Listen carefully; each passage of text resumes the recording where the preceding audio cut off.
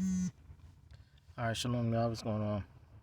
All right, so I want to get into this whole calf worship thing. Seems like this is a millennial old, however many millennium it's been, 2000, about 2000 or more. Since we've been dealing with this golden calf worship situation.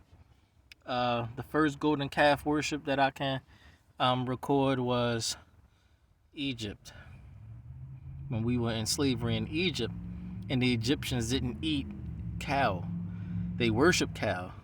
So we would be mindful to not eat cow in their face, but it's not against our customs to eat cow, which was another reason why they didn't like us and they wanted to enslave us, is because they felt as though cows were hyper sacred, as to say they were uh, too good to eat or something like that. That's one thought process.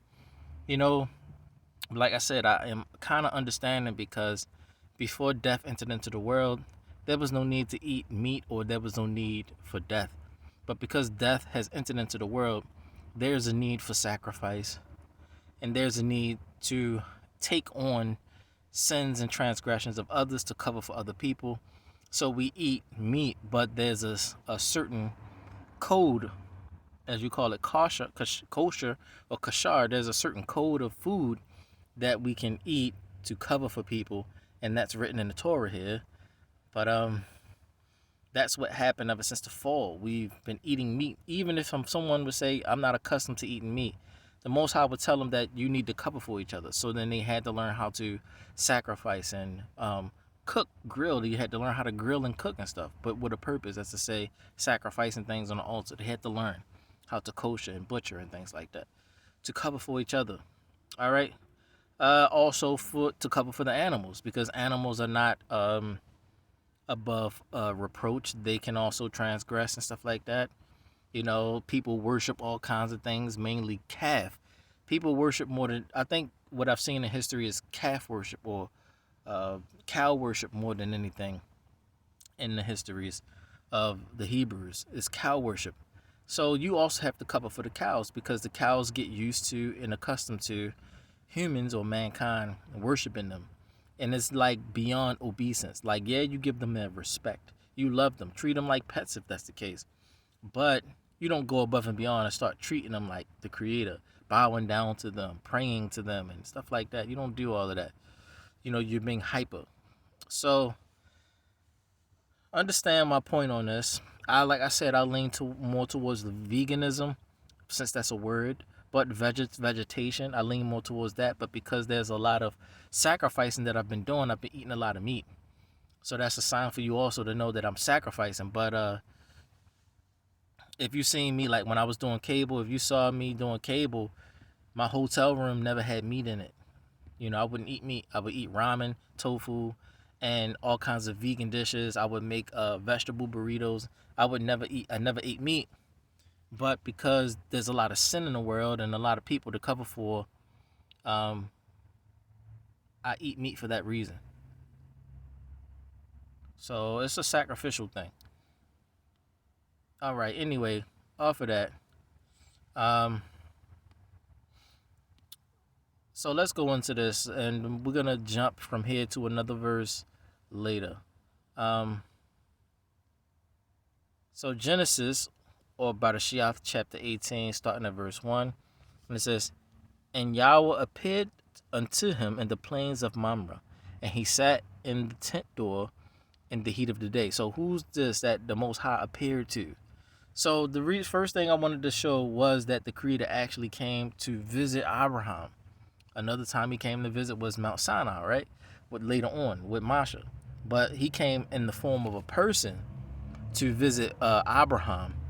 So this is who he's coming to visit. And Yahweh, the Lord, appeared unto him in the plains of Mamre. And he sat in the tent door in the heat of the day. Verse 2. And he lifted up his eyes and looked. And lo, 3 men stood by him. And when he saw them, he ran to meet them from the tent door and bowed himself toward the ground. All right. So he randomly see these 3 men. Abraham was accustomed to taking in passerbys or strangers and stuff like that were sojourning or traveling along the road. He was accustomed to letting them rest at his place. They can wash their feet, and he had a staying place for them. They can sleep and get rest, and then continue on that journey. He would give them food and things like that.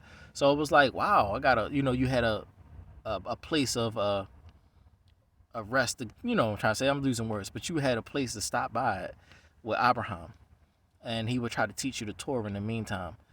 So Abraham was accustomed to doing that, being hospitable. Verse 3, and said, my Lord, if now I have found favor in your sight, pass not away, I pray you from your servant. Pass not away, I pray you from your servant. Now they were trying to say they didn't want to stop and stuff like that, but he was like, pass not away, I pray you, I beg you from your servant, or I ask you. Verse 4, let a little water, I pray you, or I ask you, be fetched, and wash your feet, and rest yourselves under the tree. All right? And I will fetch a morsel of bread, and comfort you your hearts. After that, you shall pass on, for therefore are you come to your servant. And they said, so do as you have said. So he's asking them to chill out. Y'all came a long way, this, that, and the third. Sit back, wash your feet, get a morsel of bread, eat something, chill, relax under the tree, because he was used to doing that to people, so he can teach them the ways of the Most High. All right, verse 6. And Abraham hastened into the tent to Sarah, and said, make ready quickly 3 measures of fine meal, knead it, and make cakes upon the hearth. And Abraham ran into the herd, and fetched a calf tender and good, and gave it to the young man, and he hasted to dress it. All right, verse 8. And he took butter and milk, and the calf which he had dressed, and set it before them. And he stood by them under the tree, and they did eat. All right, so something to take notice of here. When we went back, all right, this is verse 8. And he took butter and milk, so butter, milk of the cow, and the calf which he had dressed, and set it before them, and he stood by them under the tree, and they did eat. Verse 1. And Yah appeared to him. So when the Most High came to appear to Abraham in the heat of the day while he's chilling in his tent, they ate food. What did they eat? Calf, tender and good, and gave it to a young man, and he hasted to dress it. He butchered it, skinned it, dressed it, and, seasoned it up. And he took butter and milk and the calf which he had dressed, and set it before them. And he stood by them under the tree, and they did eat. Took some sauce, this, that, and the third, And that's another thing, real quick, a little gem for people who know the Torah. They're well-versed like me. Why are you giving people milk and cow at the same time if you're saying things like you shall not seethe the... Don't, you know what I'm saying? Don't over-speculate it. It says, do not seethe the kid in its mother's milk. Do not boil a baby goat in its mother's milk. Okay? So that was specific. But here, it's okay to drink milk with your calf. So if you made a dip or you ate the calf and then you drank some milk behind the calf, what did you just do? Ate a cheeseburger. So calm down. It's another thing. Stop telling people what they can't do. This right here tells you. And he took butter and milk and the calf. Milk and the calf. So if you took butter and milk and could have made cheese out of that, and the calf, and put some cheese dressing on top of that calf, you know what I'm saying? However, you could have dipped it. You know what I'm saying? You dipping in all that. With the bread that you made over here. Come on now. Make ready quickly 3 measures of fine meal. Knead it. You knead dough. Okay? And make cakes. So you got the unleavened cakes, the matzah cakes, because it's the feast of unleavened bread here. It's just not giving you that detail. It's the feast of unleavened bread. Unleavened bread was normally ate with calf. All right? So that's the feast of unleavened bread here. They eating cakes, unleavened cakes, and what? Butter, milk, calf. Unleavened cakes, butter, milk, and calf. All right? And they said to him, where is Sarah, your wife? And he said, behold, in the tent. All right? And he said, I will certainly return to you according to the time of life. And lo, Sarah, your wife, will have a son. And Shaddai heard it in the tent door, which was behind him. Now Abraham and Sarah were old and well stricken in age, and it ceased to be with Shaddai after the manner of women, meaning she stopped being able to bear children. She's too old, right? Therefore Shaddai laughed within herself, saying, After I am waxed old, shall I have pleasure, my Lord being old also? And Yahweh said to Abraham, why did Sarah laugh? Saying, Shall I of a surety bear a child who am old? Is anything too hard for the Lord? Is anything too hard for Yah? At the time appointed, I will return to you according to the time of life, and Shaddai shall have a son. All right? So that's what's going on here. Another thing people need to realize, he tests people. Is there anything too hard for me? He can make a woman get pregnant in her old age. You know what I'm saying? But yes, there has to be things expedient. Things have to have purpose and reason also. But if it's a purpose and reason to it, you ask the Most High, and and the purpose and reason is accepted, He'll give it to you. All right, so I just want to drop that. Just wanted to show some things and share a little bit more. But what Sarah did, real quick. Oh, sorry, verse 15. What Sarah did was he did not like. Then Shaddai denied, saying, I laughed not, for she was afraid. And he said, Nay, but you did laugh. So another thing too, you can meet the Creator. You can meet the Most High in whatever form He comes. You can meet Him. And you can still not know that it's Him, to the point where when He talks to you and you get exposed, and He come at you face to face or whatever. Hey, check you. Hey, why you laugh? What's going on? What's up? Why you laughing at me? I mean, I'm just saying, you're not used to people being real with you. Then you start being phony and fake, and then you start lying. I ain't laugh. No, you did laugh. So Sarah denied, saying, I laughed not. I ain't laugh, for she was afraid. She was scared, so she lied. And he said, Nay, but you did laugh. And then, and the men rose up, from thence and looked towards Sodom, and Abraham went with them to bring them on the way. So they like, man, yeah, she got pinned for that, but it wasn't an ultimate pin. It was just a thing like, at least she was honest. I lied because I was afraid. Well, at least she was honest. But don't lie to me again, type of thing. So it lets people that are regular people like us know that it doesn't matter if you meet the Creator or not, or what form or what kind of way you meet the Creator, you're still going to be who you are. It's about getting your character right now. But that's just that. That's another little gem. But the main point I was trying to get at was the calf. So it was the Feast of Unleavened Bread, and they ate calf, and they took butter and milk, and the calf which he had dressed, and set it before them, and he stood by them under the tree, and they did eat. And that was the Most High Yah and the two angels that were with him, that went to Sodom and Gomorrah, and then they burnt Sodom and Gomorrah up. All right, so yeah, man.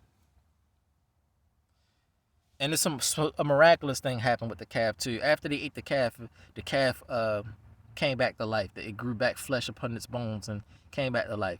So it was a miracle thing that happened there right after they ate. So Abraham saw all of this. They saw all of this and stuff like, what the hell? How the body of the calf coming back together, and it came back to life. Anyway, continuing on to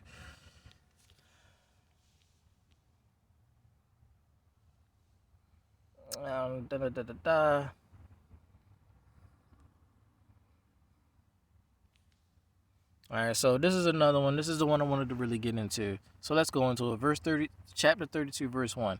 And when the people saw that Mashah delayed to come down out of the mount, the people gathered themselves together, and Aaron, and said to him, Up, make us gods, which shall go before us. For this Mashah, the man that brought us out of the land of Mitzrayim or Egypt, we wot not, we know not what is become of him. So he was gone for 40 days and 40 nights. He was in heaven, getting the Torah, talking with the angels and things like that.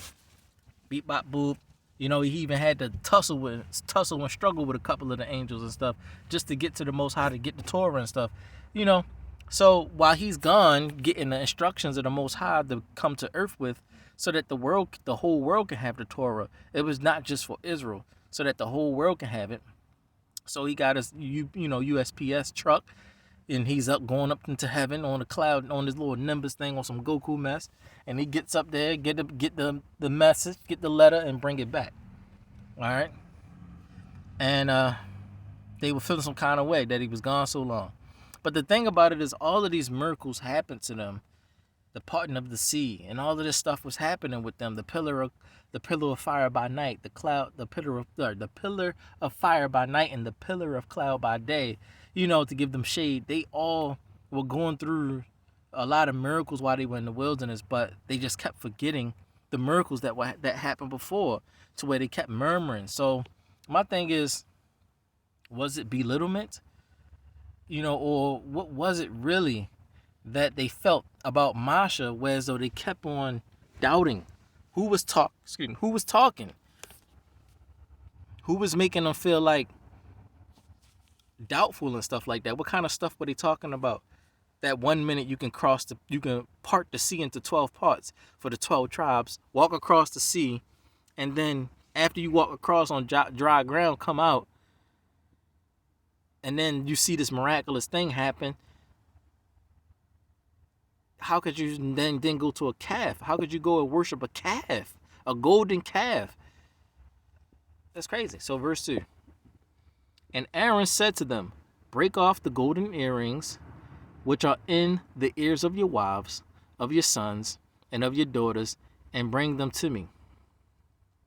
And all the people brake off the golden earrings which were in their ears, and brought them to Aaron. And he received them at their hand, and fashioned it with a graving tool, after he had made it a molten calf. And they said, these be your gods, O Israel, which brought you out of the land of Mitzrayim. Now, this is kind of funny, because I would like to know more details. I got some details, but I would like to know a lot more details, because I know that, okay, we know that they were so aggressive about it that when people refused to give them what they asked for, they were killing people. Because they didn't want to ride with this whole golden calf thing. I'm not feeling the calf thing. We just left that. And they were killing people in the camps and stuff like that. And so it was getting crazy. And they was getting so aggressive and stuff like that. So finally they get to Aaron, and Aaron was like, whatever he was thinking made him, do what he did. Now, I'm not covering for that, but I'm gonna just keep my peace on it, because like I said, more information is needed for me to know, like, why he just loosely thought it was okay to let them make this calf or whatever. I don't know, why would he do that and then say, these be your gods, O Israel, which brought you out of the land of Egypt? Because it was the golden calf and then 12 other little idols that they made to surround the golden calf that represented the 12 tribes of Israel. All right. Verse 5, and when Aaron saw it, he built an altar before it, and Aaron made proclamation and said, tomorrow is a feast to Yahweh.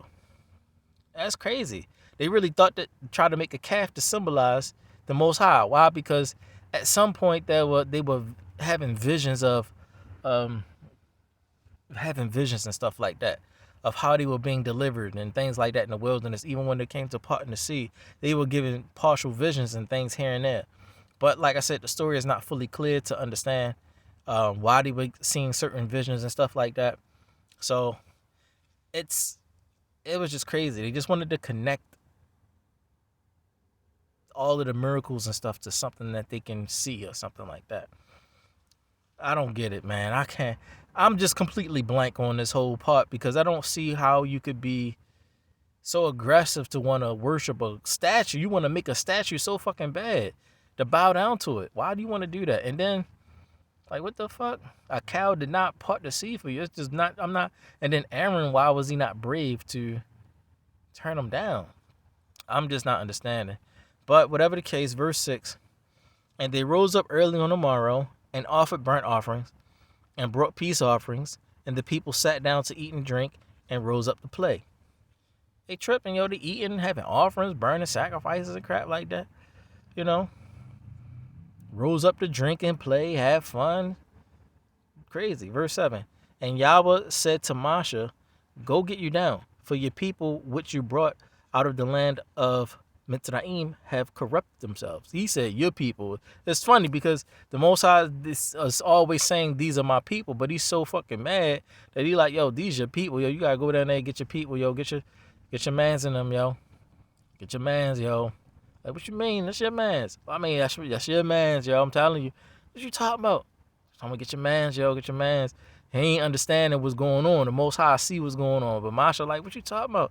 So verse 8. They have turned aside quickly out of the way, which I commanded them.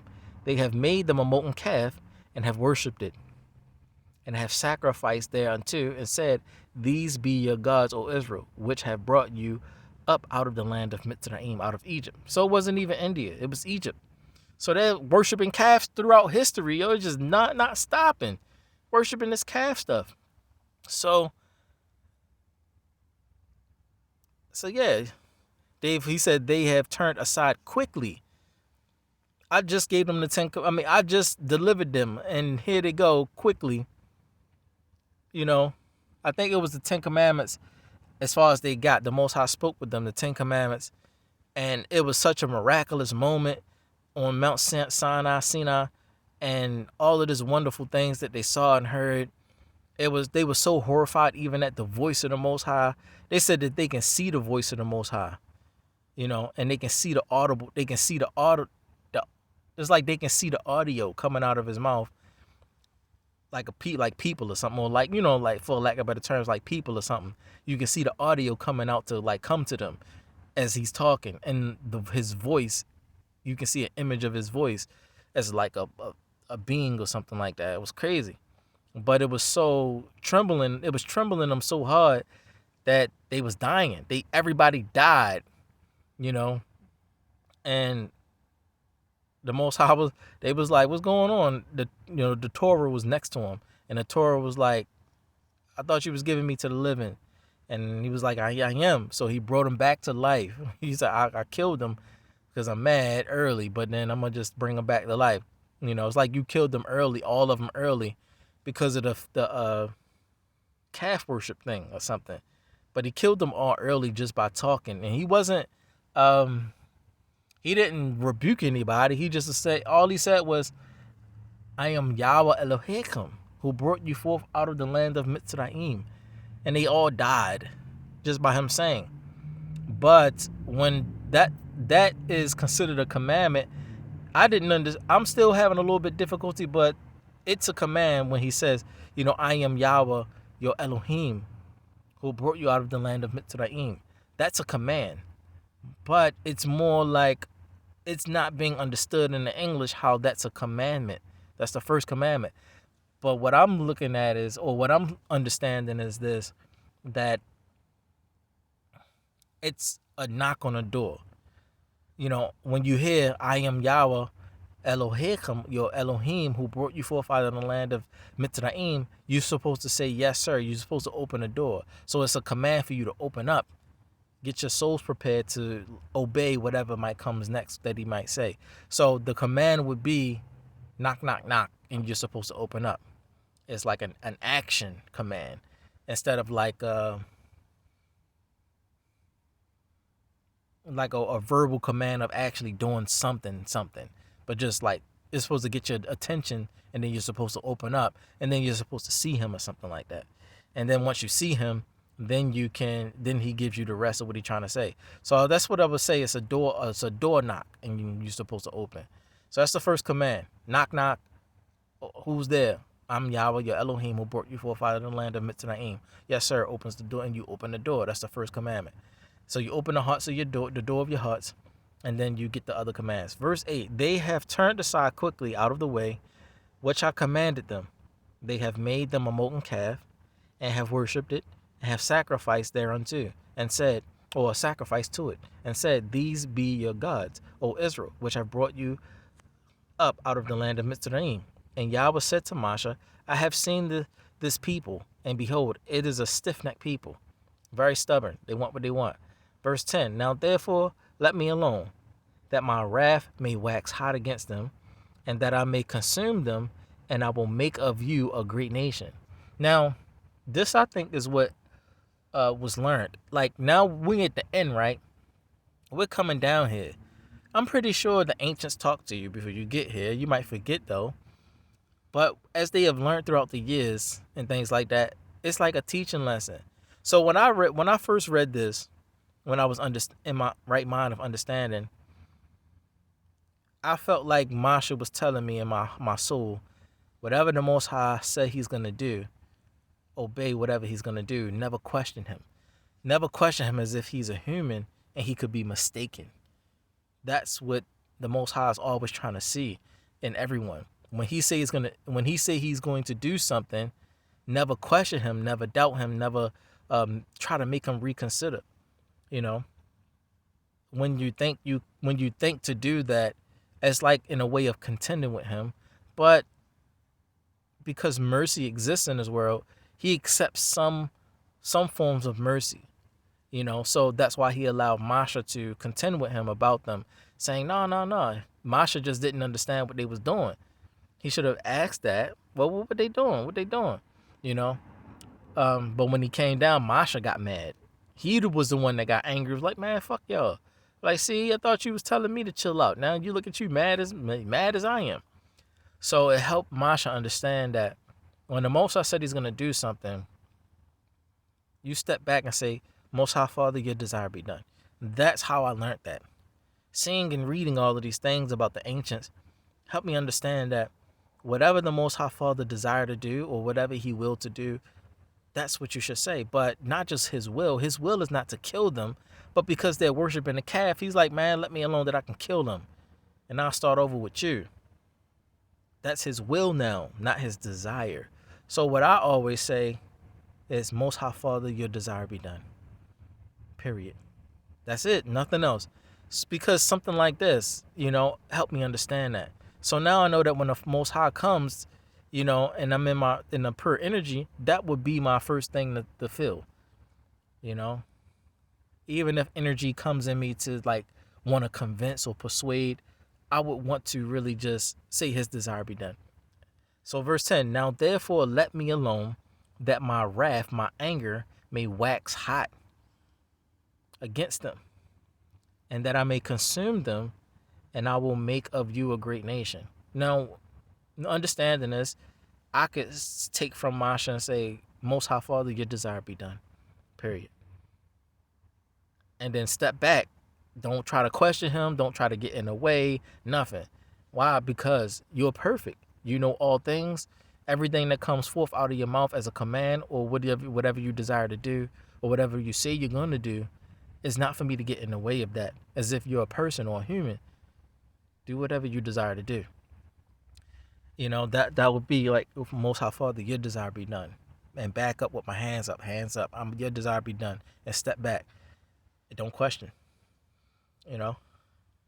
Because then later on, why would He say He's gonna do something and say, why you ain't stop me, man? Most High Father, Your desire be done. For real? Like, yes, sir, Your desire be done. I don't want to question anything. Everything is a test. Then He can say, okay, thank you. Thank you for that. You passed. Don't question me. But because Masha questioned Him, he got to walk in this wilderness 40 more years and stuff like that. Instead of just let the Most High do what He said He was going to do and start over with Him, he had to walk through the wilderness a whole lot more years and be irritated. So that's something that we can learn from that. A little moosh in there, the feelings and emotions of the Most High. Whenever the Creator say He's going to do something, don't try to question it. Yes, sir. Or else it's going to be harder for you. He know things you don't know. That was the point He was proving. Let me kill him. And you like, nah, don't do it. Later on, you like, I'm going to kill their asses.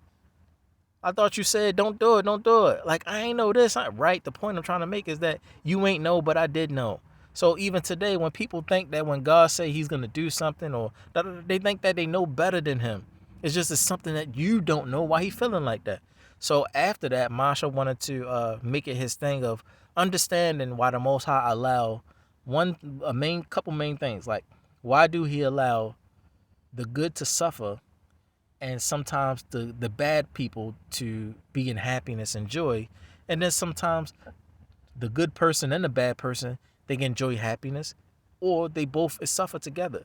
Like, why do he allow such things to be? And he showed Masha that things are never straightforward and clear all the time. What you see is not always what it is. It could be something that led up to something. 5 years ago, a man did a thing by murdering someone, but what you saw was right now, and you're seeing this person doing something, and you're like, oh, that's fucked up what he did to him, not knowing what happened 5 years ago. So things like that. That's why getting to know people is key. Talking to people face to face is key. When you're not talking to people and asking the questions you desire to know, you never really get to know them because people speak as much as what you desire to know. If they're open, whatever the case. So Masha was learning that thing, and I think that's one thing I would like to. I was thinking the same thing, but when I realized what the Most High was trying to tell him, things are just complex out here. What you think you see is not always what it is. Who you think are innocent are not always innocent when you see it, or whatever the case. You just rolled up on a person as a grown person, and they lived a whole life. You're thinking they're completely innocent. Some people could just be completely innocent, and you're just treating them like they're not. So you have to be careful how you analyze people when they pop up out of nowhere and you see them, and this person a whole 40-something years old. I'm 39 years old. I just popped up. You saw me for like a couple months. You don't know what the hell's going on, So it's not for you to be hasty to judge, or try to dictate my life thinking you're making the right move or you are properly judging me. Verse 10. Now therefore let me alone, that my wrath may wax hot against them, and that I may consume them, and I will make of you a great nation. Verse 11.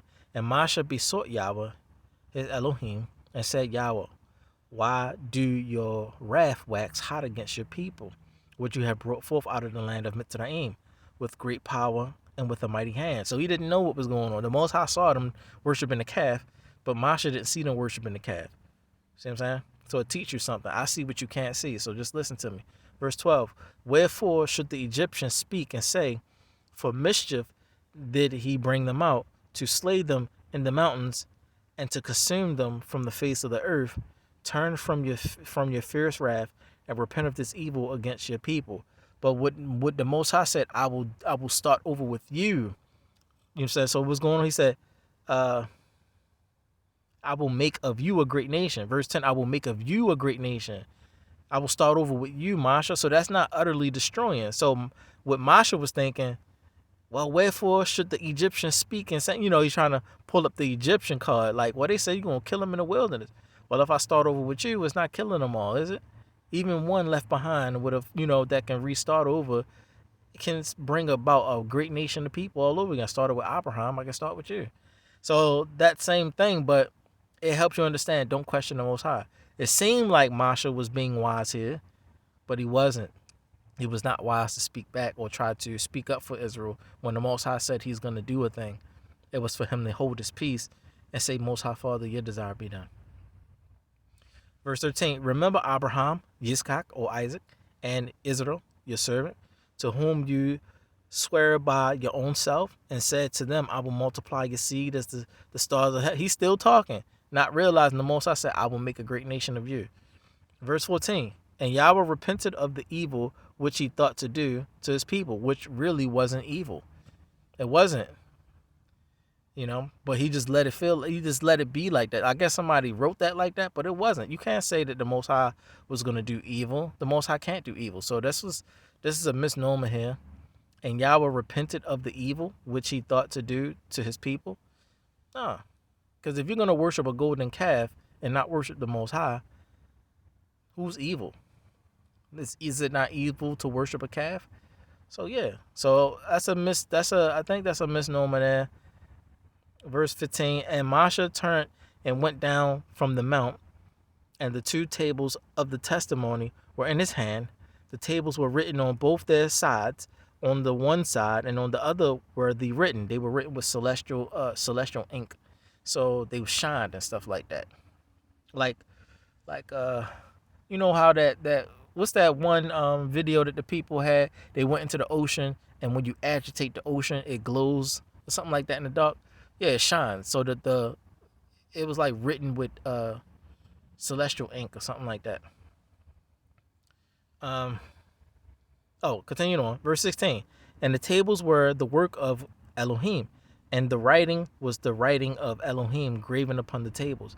And when Joshua heard the noise, or Yehoshua heard the noise of the people as they shouted, he said to Moshe, there is a noise of war in the camp. And he said, it is not the voice of them that shout for mastery, neither is it the voice of them that cry for being overcome, but the noise of them that sing do I hear. And it came to pass, as soon as he came nigh to the camp, that he saw the calf and the dancing, and Moshe anger waxed hot, and he cast the tables out of his hands and brake them beneath the mount. And he took the calf which they had made and burnt it in the fire and ground it to powder and strawed it upon the water and made the children of Israel drink it.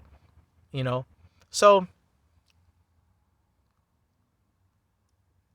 verse 21, and Moshe said to Aaron, what did this people to you that you have brought so great a sin upon them?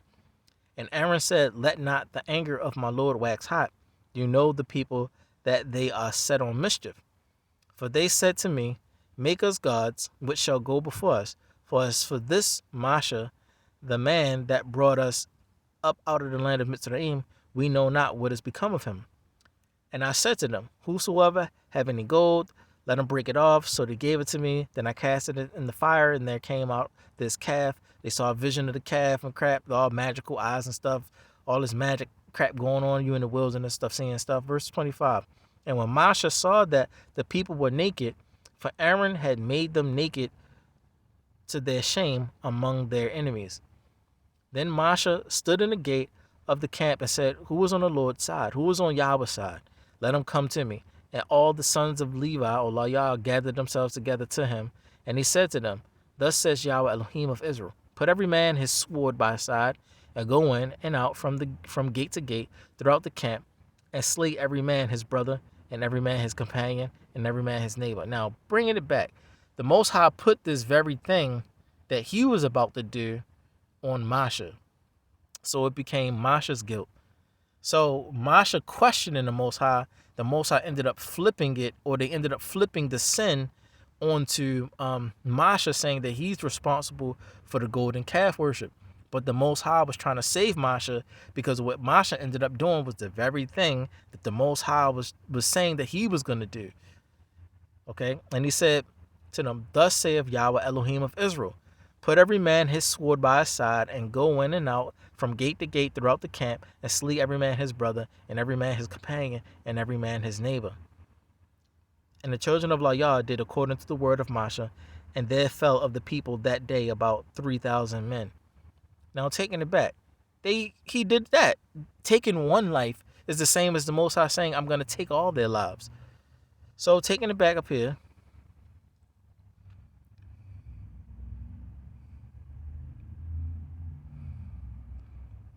so verse 10, now therefore let me alone, that my wrath may wax hot against them, and that I may consume them, and I will make of you a great nation. So, what's that saying? I'm going to kill some of them, but some of them I'm going to spare, and make a great nation out of you. And Moshe, what did he do? The very thing that the Most High said, but he was doing all this talking and stuff. So it's something to teach you. When the Most High speak, he never make a mistake. It's not like he's sitting here like, I'm not sure what I'm going to do, so I'm about to just kill him. Should I kill him? Should I not kill him? Like he's confused or something when he talk.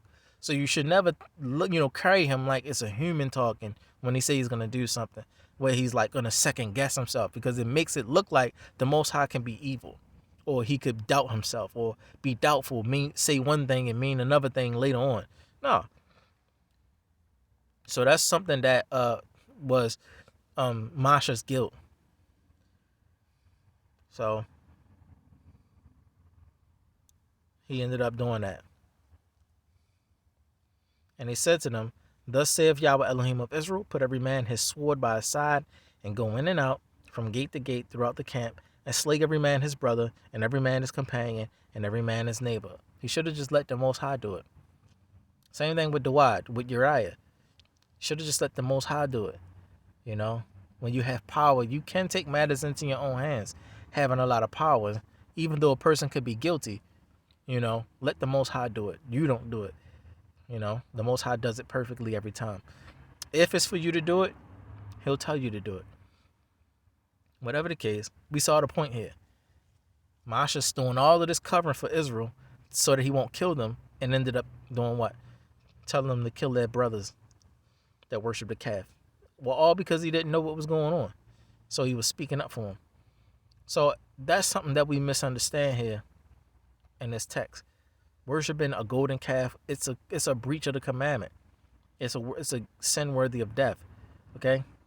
Masha just didn't know what they were doing. But we learned a lesson. If you ever see a vision of the Most High and he says he's going to do something, don't question him. Don't question him.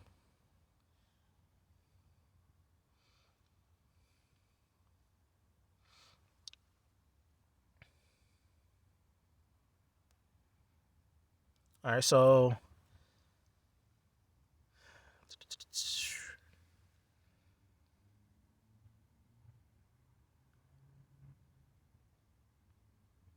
then it goes on, and Masha, prays for them and things like that.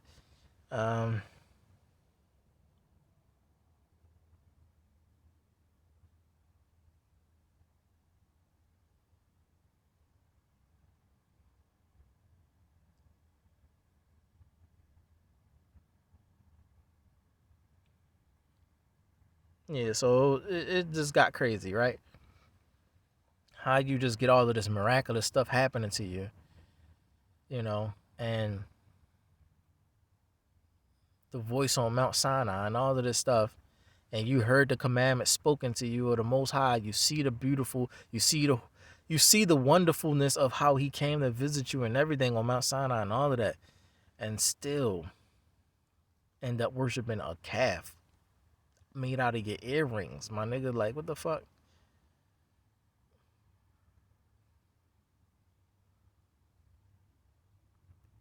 That's crazy, yo. The minds of people, yo. The minds of the people, the influences of the people. I'm telling you, people are very influential. You're talking about famous people, people with the loudest voices, people with the slickest mouths. I'm telling you, slick talkers, influences and stuff like that. They are perfect at trying to persuade people's energy, even if you're not feeling it. And then also not just influences, people that give threat, people that threaten to take your life, people that are willing to kill you, murder you if you don't do a thing. So you have those controlling people too. So that's those three aspects: the influences, and people that are murderous. Murderous people move people to do things that are wrong. So they killed a lot of people already about the calf, or whatever the case. But Aaron was the one that gave them what they asked for. It's like, if you're gonna kill people, why just do what you're gonna do, right? Like, why are you asking Aaron to make a calf to worship if that's what you're doing? It's like, it doesn't make sense. Go ask a cow to make a calf. Like, it's like, what the fuck is y'all doing? It's like their thinking is backwards. It's very backwards, the way they're thinking. So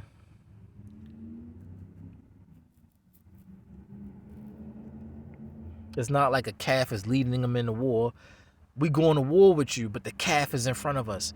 And so the calf is like, moo, and then like, yeah, attack, and then all of y'all start going to stop doing that.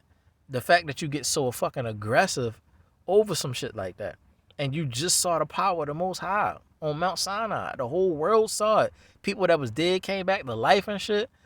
When the Most High came to visit, his energy came down so hard, people that was dead in their graves that had bones came back to life, my nigga, with flesh back on them.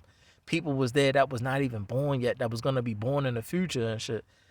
So it was like a lot of people was there. The whole world was there. Even the lowest person that was a slave saw more prophetical things that moment than any prophet ever seen in his life. I said, I mean, you just some random ass person that's a slave, in another country, you're not even from Israel, or you're a servant, not a slave, you're a servant or whatever. And you're not even really from here, but you just a servant. And you even seeing stuff, and you're not even of the people. It was all kind of stuff, people of all of the nations. And it was crazy because the Most High said that he went to all of the nations in the world and asked them if they want to keep his Torah. And they all denied, said, no, we rather stay serving the gods of our fathers. And he was like, all right, fine. And went to nation and nation and nation and nation to ask them if they want to keep his Torah. They want to be his people. And they all refused. So Israel ended up becoming his people. You know, go to Israel, your people. You know, so nobody can make an excuse. No nation can make an excuse and say God didn't come to us. You know, it's just that he gave it to Israel. And if any of the other nations decided to change their mind and come to the way of the Most High, they could. So it wasn't like they were all the way excluded or something like that. They just refused. We rather follow our fathers. They was like, well, what's in this Torah? Well, thou shalt not lie. Well, we can't do that because, so we say no. For whatever reason, they were saying no. They wanted to be robbers and thieves and things like that, the ways of their ancestors. So all kind of stuff like that was the case that was happening. Yeah, man. Yeah. But anyway, I said what I needed to say. I showed the main point about the calf.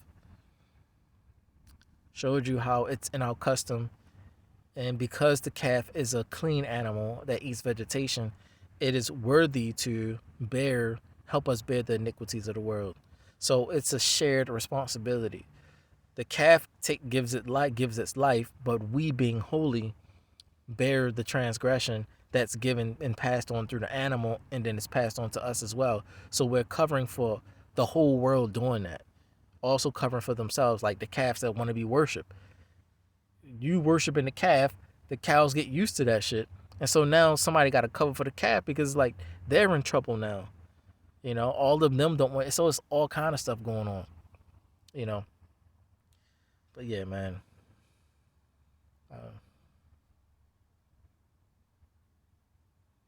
It's crazy, man.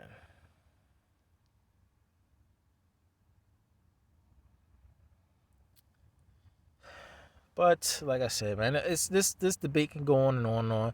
I said everything I need to say. So if it's still a issue, you can just rewind the video and go back to what I said before. I understand that death really should not exist, but death exists, and because death exists and transgressions exist, we need to cover for each other.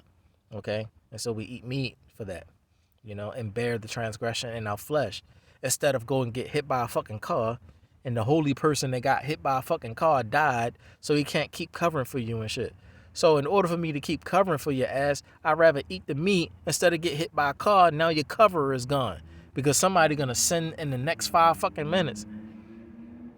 So that type of shit. So instead of taking on your body the wrong way and you die, it's better to take it on your body through eating meat, and then you can just digest it, and whatever, you know, the weight of whatever the weight is of the person's transgression, I can bear that weight in my body.